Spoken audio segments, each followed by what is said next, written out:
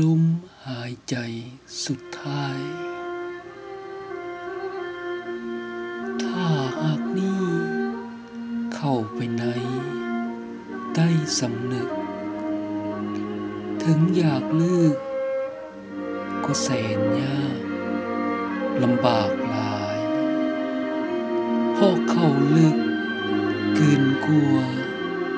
จะหู้ได้จึงหวั่นไหวสั่นสวงปวงบ่ลืมแม้นยามนอนก็ยังฝันเห็นเขายามปากเว้าภาพเขา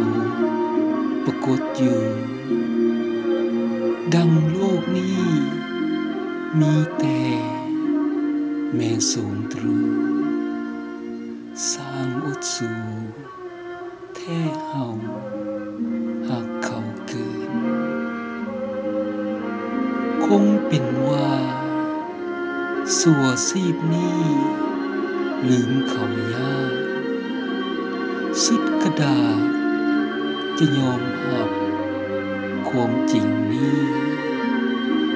ฮู้แต่ว่าลมหายใจของชีวิต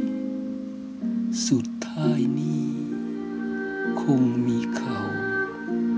เนาแนบสวง